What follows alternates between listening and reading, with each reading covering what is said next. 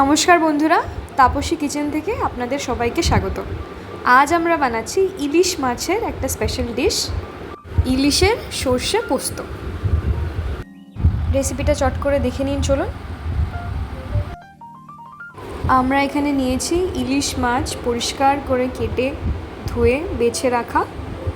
এবার তাতে দেব নুন আর দেব হলুদ। নুন হলুদ দিয়ে আমরা কিন্তু মাছটাকে ভালো করে মেখে নেব।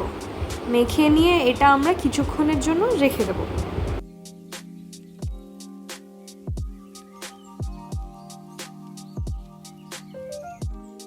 ইলিশের সর্ষে পোস্ত করার জন্য আমরা কিন্তু এবার আমাদের মশলাটা নিয়ে নেব।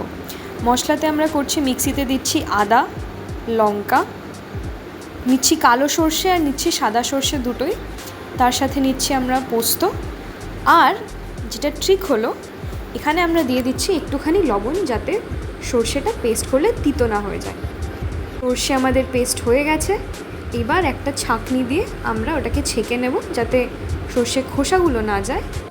এটা করার কারণ হলো, সর্ষের খোসার জন্য অনেক সময় তিতো ভাবটা চলে আসে, আর গ্যাস, অম্বল এগুলোও কিন্তু অনেক সময় হতে পারে।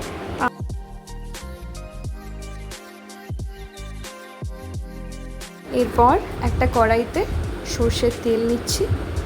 তেলটাকে আমরা ভালো করে গরম করব। তেলটা নিচ্ছি আমরা মাছগুলো ভাজার জন্য। মাছগুলো কিন্তু খুব বেশি ভাজবো না। এবার এক এক করে কড়াইতে আমরা কিন্তু মাছগুলো দিয়ে দিচ্ছি।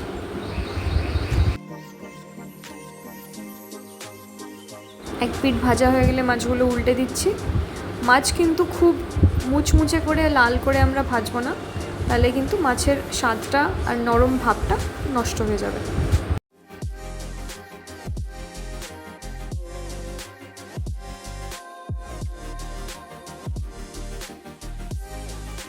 মাছ আমাদের ভাজা হয়ে গেছে। এবার মাছগুলো আমরা তুলে নিচ্ছি।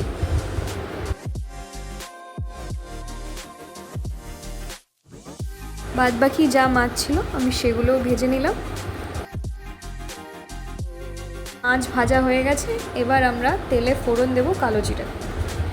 কালো জিরে ফোড়ন দিয়ে এবার একে একে আমরা যে মশলাটা করে রেখেছিলাম, সেই মশলাটা কিন্তু দিয়ে দেবো। যে মশলাটা ছেঁকে রেখেছিলাম সর্ষে আর পোস্তর মশলাটা, সেটা আমরা এখন দিয়ে দিচ্ছি গরম তেলে। এবার এটা আস্তে আস্তে ফুটবে। তাতে দেব হলুদ, তাতে দেব লবণ, দিয়ে এটাকে আস্তে আস্তে কষাবো। রেসিপিটা এত সহজ এবং সরল, কিন্তু অত্যন্ত সুস্বাদু। আমাদের কিন্তু অলমোস্ট হয়ে এসছে।